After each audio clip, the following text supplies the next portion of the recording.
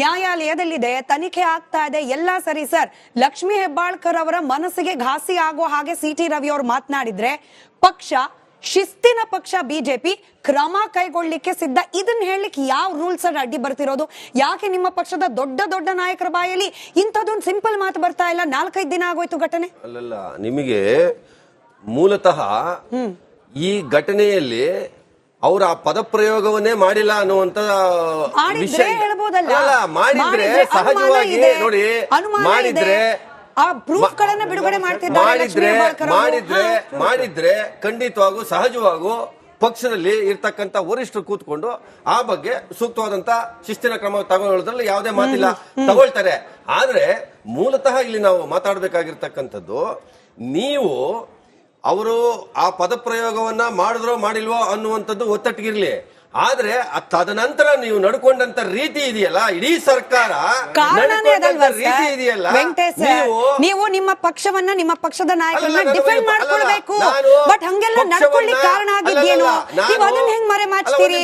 City Ravi ಅವ್ರ ಮೇಲೆ ಆರೋಪ ಬರ್ದೇ ಹೋಗಿದ್ರೆ ಪೊಲೀಸರು ಯಾಕೆ ಬರ್ತಿದ್ರು? ಸುವರ್ಣಸೌಧದ ಪೊಲೀಸರು ಯಾಕೆ ಬರ್ತಿದ್ರು? ಸಿಟಿ ರವಿ ಅವ್ರ ಮೇಲೆ ಆರೋಪ ಬರ್ದೇ ಹೋಗಿದ್ರೆ ಯಾಕೆ ಬರ್ತಿದ್ರು? ಸಂಸ್ಕೃತಿಯ ಸರ್ಕಾರವಾ? ಗೂಂಡಾ ಸಂಸ್ಕೃತಿ ಪ್ರತ್ಯೇಕ, ಗೂಂಡಾ ಸಂಸ್ಕೃತಿ ನಾನು ಪ್ರಶ್ನೆ ಮಾಡ್ತೀನಿ ಕಾಂಗ್ರೆಸ್ ಅವರಿಗೆ. ಪರಿಷತ್ ಒದ್ದವ್ರ ಮೇಲೆ ಕ್ರಮ ಯಾಕಿಲ್ಲ? ನಾನು ನಿನ್ನೆನೂ ಪ್ರಶ್ನೆ ಮಾಡಿದ್ದೆ, ಇವತ್ತು ಪ್ರಶ್ನೆ ಮಾಡ್ತೀನಿ. ನೀವು ಮಿಕ್ಸ್ ಮಾಡಬೇಡಿ, ಮಿಕ್ಸ್ ಮಾಡಬೇಡಿ, ಸ್ಮಾರ್ಟ್ ಆಗಿ ಮಿಕ್ಸ್ ಮಾಡಿ ಎಸ್ಕೇಪ್ ಆಗಬೇಡಿ. ಸಿಂಪಲ್ ಪ್ರಶ್ನೆ. ಲಕ್ಷ್ಮೀ ಹೆಬ್ಬಾಳ್ಕರ್ ಅವರು ನ್ಯಾಯಕ್ಕೆ ಆಗ್ರಹಿಸುತ್ತಿದ್ದಾರೆ, ಅವರಿಗೆ ಅನುಮಾನ ಇದೆ. ಈಗ ನ್ಯಾಯಕ್ಕೆ ಅವ್ರು ಆಗ್ರಹಿಸ್ಲಿ, ನಮ್ಮದೇನೂ ತಕರಾರಿಲ್ಲ. ಅದಕ್ಕೆ ಅದರದೇ ಆದಂತ ಕಾನೂನಿನ ವ್ಯಾಪ್ತಿಯಲ್ಲಿ ಅದು FSL ರಿಪೋರ್ಟ್ ಹೋಗುವಂತದ್ದು, ಅದರ ನಿಯಮಾವಳಿಗಳನ್ನ ಆಧರಿಸಿ ಕಾನೂನಿನ ಕ್ರಮದಲ್ಲಿ, ಕಾನೂನಿನ ರೀತಿಯಲ್ಲಿ ಅವ್ರು ಯಾವ್ದಾದ್ರು ಕ್ರಮ ತಗೊಳ್ಳಿ. ಆಮೇಲೆ ಅವ್ರೇನಾದ್ರು ಆ ರೀತಿಯ ತಪ್ಪನ್ನು ಆಡಿದ್ರೆ, ಈಗಾಗಲೇ ಸಭಾಪತಿಗಳು ತುಂಬಾ ಸ್ಪಷ್ಟವಾಗಿ ಒಂದು ಸಾರಿ ಅಲ್ಲ 2-3 ಸಾರಿ ಅತ್ಯಂತ ಸ್ಪಷ್ಟವಾಗಿ ಸ್ಪಷ್ಟನೆಯನ್ನ ಕೊಟ್ಟಿರ್ತಕ್ಕಂಥದ್ದು. ಮತ್ತೆ ಸಭಾಪತಿಗಳನ್ನೇ ರೂಲಿಂಗ್ ಕೊಟ್ಟಿರ್ಬೇಕಾದ್ರೆ ನೀವು ರೂಲಿಂಗ್ ನ ಪ್ರಶ್ನೆ ಮಾಡ್ತೀರಿ, ಆಯ್ತು ಸಂತೋಷ, ನೀವು ರೂಲಿಂಗ್ ನ ಪ್ರಶ್ನೆ ಮಾಡಿ ಕೋರ್ಟ್ ಹೋಗಿ.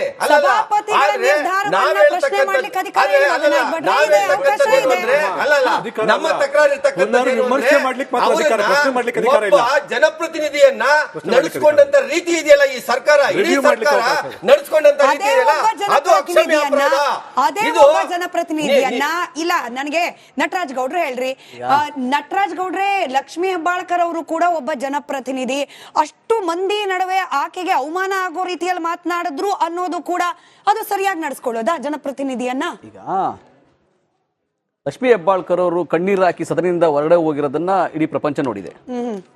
ಲಕ್ಷ್ಮೀ ಹೆಬ್ಬಾಳ್ಕರ್ ಅವರು ಸಭಾಪತಿಗಳಿಗೆ ಹೋಗಿ ದೂರನ್ನ ಕೊಟ್ಟು ಸುಮಾರು 10 ಅಲ್ಲಿ ವಿಧಾನ ಪರಿಷತ್ ಸದಸ್ಯರು ಅವ್ರ ಜೊತೆ ಹೋಗಿ ನಾವು ಕೇಳಿದ್ದೀವಿ, ಈ ತರ ಅಶ್ಲೀಲ ಪದವನ್ನ ಸಿಟಿ ರವಿಯವರು ಉಪಯೋಗಿಸಿದ್ದಾರೆ, ಅವ್ರ ಮೇಲೆ ಕ್ರಮ ಜರುಗಿಸಿದಾಗ ಸಭಾಪತಿಗಳು ಅಲ್ಲಿ ಇಲ್ಲಿಗೆ ಇತ್ಯರ್ಥ ಮಾಡ್ಕೊಂಬಿಡಿ, ನನ್ನ ಹತ್ರ ದಾಖಲಾತಿ ಇಲ್ಲ, ಸದನ ಮುಗಿದ ಮೇಲೆ ಇದು ರೆಕಾರ್ಡ್ ಆಗಿರ್ತಕ್ಕಂಥ ರೆಕಾರ್ಡ್ ನಮ್ಮ ಹತ್ರ ಇಲ್ಲ ಅಂತ ಹೇಳಿದ್ದಾರೆ. ಆಗಿಲ್ಲ ಅಂತ ಹೇಳಿಲ್ಲ ಅವರು, ನನಗೆ ಗೊತ್ತಿಲ್ಲ, 40 ವರ್ಷಗಳ ರಾಜಕೀಯ ಜೀವನದಲ್ಲಿ ಈ ತರ ಕೇಳಿರಲಿಲ್ಲ, ಈ ತರ ಆಗ್ಬಾರ್ದಾಗಿತ್ತು ಅಂತ ವಿಷಾದ ವ್ಯಕ್ತಪಡಿಸಿದ್ದಾರೆ ಅಲ್ಲಿ. ಆಮೇಲೆ ಸಭಾಪತಿಗಳು ನ್ಯಾಯಯುತವಾಗಿ ಏನೋ ಕೆಲಸ ಮಾಡಿದಿದ್ರೆ ಸಭಾಪತಿಗಳು ಒಂದು ಶಿಸ್ತು ಪಾಲನಾ ಸಮಿತಿಗೆ ಅದನ್ನು ವರ್ಗಾವಣೆ ಮಾಡಬಹುದಾಗಿತ್ತು.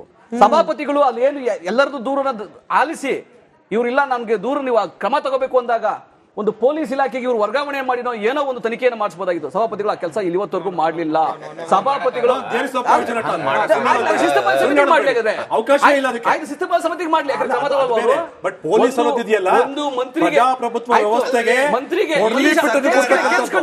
ಒಂದು ಮಂತ್ರಿಗೆ ಮಹಿಳಾ ಮಂತ್ರಿಗೆ ಒಂದು ಘನತೆಗೆ ಆ ಹುದ್ದೆದು ಒಂದು ಘನತೆ ಇರ್ತದೆ, ಅದಕ್ಕೂ ಒಂದು ಗೌರವ ಇರ್ತದೆ. ಆ ಹುದ್ದೆದು ಗೌರವ ಮಹಿಳಾ ಘನತೆಗೂ ಧಕ್ಕೆ ಆಗಿದೆ ಅಂದಾಗ ಕಣ್ಣೀರ್ ಆಗ್ತಾ ಇರ್ಬೇಕಾದ್ರೆ ಇವು ಕ್ರಮ ವಹಿಸಲ್ಲ, ನಾನು ರೂಲಿಂಗ್ ಕೊಡ್ತೀನಿ ಅಂತ ವಿಡಿಯೋ ಇಲ್ಲ ಅಂತ ರೂಲಿಂಗ್ ಕೊಡ್ತೀನಿ ಅಂದ್ರೆ ಅದು ಕೂಡ ಸಾರ್ವಜನಿಕವಾಗಿ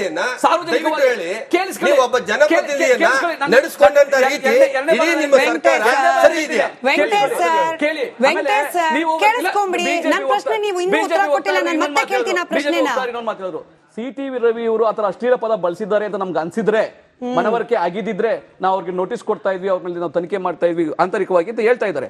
ಅದೇ ರೀತಿ RR ನಗರದ ಶಾಸಕ ನೀವು ಆಂತರಿಕವಾಗಿ ಏನ್ ನೋಟಿಸ್ ಕೊಟ್ರಿ, ಎಷ್ಟು ನೋಟಿಸ್ ಕೊಟ್ರಿ?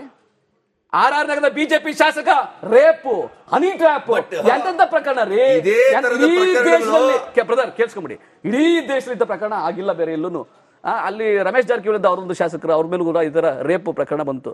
ನೀವು ಏನು ನೋಟಿಸ್ ಕೊಟ್ಟು ಏನು ಮಾಡಿದ್ರಿ? ನೀವೇನ್ ಗೊತ್ತಾ, ನಿಮ್ಮಲ್ಲಿ ಇವಾಗ ಆ ಮೌಲ್ಯಗಳು ಸಿದ್ಧಾಂತಗಳು ಉಳಿದಿಲ್ಲ. ನಿಮ್ಮಲ್ಲಿ ಉಳಿದಿರೋದೇ ಗೊತ್ತಾ?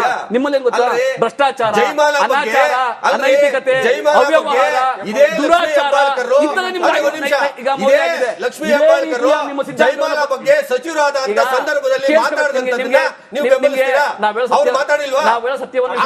ಬಹಿರಂಗವಾಗಿ ಮಾತಾಡತಕ್ಕಂಥದ್ದು ನೀವು ನೋಟಿಸ್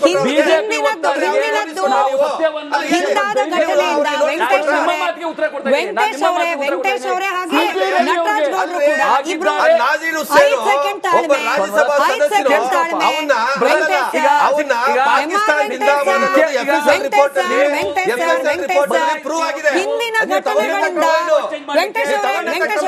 ನಟರಾಜ್ ಗೌಡ್ರೆ, ವೆಂಕಟೇಶ್ ಸರ್ ಹಿಂದಿನ ಘಟನೆಗಳಿಂದ ಪಾಠ ಕಲಿಬೇಕು. ಕಲಿಲಿಲ್ಲ ಅಂದ್ರೆ ಆ ಪಕ್ಷಗಳ ಲಾಸ್ ಅದು. ನೀವು ಹಿಂದಿನ ಮಾತಾಡಬೇಡಿ, ಇವತ್ತಿನ ಮಾತನಾಡಿ. ಸಿಟಿ ರವಿ ಅವ್ರ ವಿಚಾರ ಮಾತಾಡಿ, ಸಿಟಿ ರವಿ ಅವ್ರ ವಿಚಾರ ಅನುಕಂಪ ಕೇವಲ ಸಿಟಿ ರವಿ ಅವರಿಗೆ ಮಾತಾಡೋಣ. ಸಿಟಿ ರವಿ ಅನುಕಂಪ ನಿಮ್ಮ ಪ್ರಶ್ನೆಗೆ ನಾನು ಸ್ಪಷ್ಟಪಡಿಸಿದ್ದೇನೆ. ನಮ್ಮ ವರಿಷ್ಠರು ಒಂದು ರೀತಿಯಲ್ಲಿ ಅಂತ ಘಟನೆ ನಡೆದಿರೋದೇ ಆದ್ರೆ, ಅವರು ಆ ರೀತಿಯಲ್ಲಿ ಮಾತಾಡಿರೋದೇ ಆದ್ರೆ ಅದಕ್ಕೆ ವರಿಷ್ಠರು ಕೂತ್ಕೊಂಡು ಏನು ಕ್ರಮ ಕೈಗೊಳ್ಬೇಕು ಆ ಒಂದು ಶಿಸ್ತಿನ ಕ್ರಮವನ್ನು ಕೈಗೊಳ್ತಾರೆ.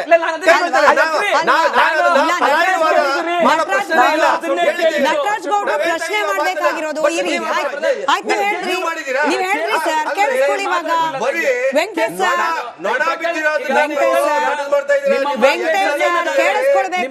ಸರ್ ಕೇಳಿಸ್ಕೊಳ್ಬೇಕು. ಸಿಟಿ ರವಿ ಅವರು ಅಂದಿರಬಹುದಾಗಿದ್ರೆ, ಅನ್ಸಿದ್ರೆ ನಮಗೆ ನಾವು ನೋಟಿಸ್ ಕೊಡ್ತಿದ್ವಿ, ಅವ್ರ ಮೇಲೆ ಆಂತರಿಕ ಕ್ರಮ ತಗೋತಿದ್ವಿ. ತಾವು ಹೇಳಿದ್ರಿ, ಇದೇ ನಿಜ ಅನ್ನೋದಾದ್ರೆ, ನಿಮ್ಮ ಮಾತೆ ನಿಜ ಅನ್ನೋದಾದ್ರೆ, ನಾನು ಕೇಳಿದೆ RR ನಗರದ ಬಿಜೆಪಿ ಶಾಸಕರ ಮೇಲೆ ಯಾಕೆ ಕ್ರಮ, ಎಷ್ಟು ನೋಟಿಸ್ ಕೊಟ್ರಿ ಅಂತ. ನೋಡಿ ಏನ್ ಗೊತ್ತಾ,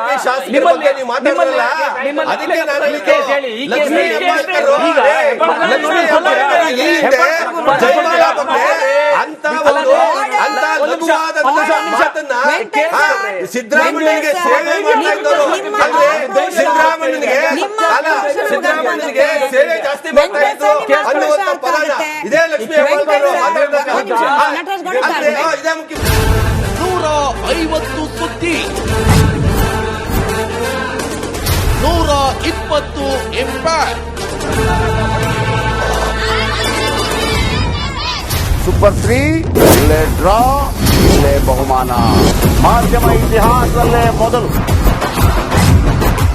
ಪರಿಹಾರ ಪತ್ರಿಕೋದ್ಯಮ.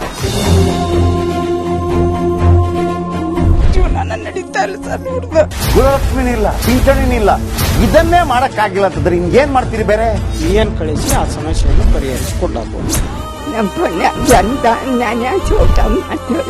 ಒಬ್ಬ ಅಜ್ಜಿ, ಅವರು ವಿಕಲಚೇತನರು, ಯಾರ ಹತ್ರ ಹೇಳೋದು? ನಿಮ್ ಪ್ರಾಬ್ಲಮ್ ಏನಪ್ಪಾ ಅಂತ ಕೇಳೋದಕ್ಕೆ ಯಾರು ಇಲ್ವಲ್ಲ. ಆಗ ನಾವಿರ್ತೀವಿ, ನಾವಿರೋದೇ ನಿಮ್ಗಾಗಿ. ನಾನಿರುವವರೆಗೆ ಅವ್ರು ಇರುವವರೆಗೆ 1000 ರೂಪಾಯಿ ತಿಂಗಳು ಆಗ್ತೀನಿ. ಆದ್ರೆ ಈ ಕೆಲಸ ಇದೆಯಲ್ಲ, ಯಾವತ್ತೂ ಕೂಡ ಶಾಶ್ವತವಾಗಿ ನಮಗೊಂದು ಒಳ್ಳೆ ನೆನಪನ್ನ ಕೊಡುತ್ತೆ, ನಮ್ಮನ್ನ ಕಾಪಾಡುತ್ತೆ. 24 ಗಂಟೆಯಲ್ಲಿ ಅವರ ಬದುಕು ಬದಲಾಗಿ ಹೋಯಿತು. ನಾವು ರಿಪಬ್ಲಿಕ್ ಕನ್ನಡ, ನೇಷನ್ ಫಸ್ಟ್. ಸಮಾಜ ನಮಗೆ ಬಹಳ ಮುಖ್ಯವಾಗಿರುತ್ತೆ. ನಾವು ಆ ಜಾತಿ ಈ ಜಾತಿ ಅಂತ ನೋಡೋದಿಲ್ಲ. ಸಮಾಜದ ಕಟ್ಟ ಕಡೆ ವ್ಯಕ್ತಿ ಯಾರಿರ್ತಾನೆ, ಅದು ಯಾವುದೇ ಜಾತಿಯವನಾಗಿರ್ಬೋದು, ಯಾರ ಕಷ್ಟದಲ್ಲಿದ್ದಾನೆ ಅವನ ಪರವಾಗಿರ್ತಾನೆ. ಕನ್ನಡಕ್ಕೆ ಧನ್ಯವಾದ. ನಾವು 1 ವರ್ಷದ ನಿರ್ಭೀತ ಪತ್ರಿಕೋದ್ಯಮ ರಿಪಬ್ಲಿಕ್ ಕನ್ನಡ, ಇದು ನಿಮ್ಮ ಧ್ವನಿ.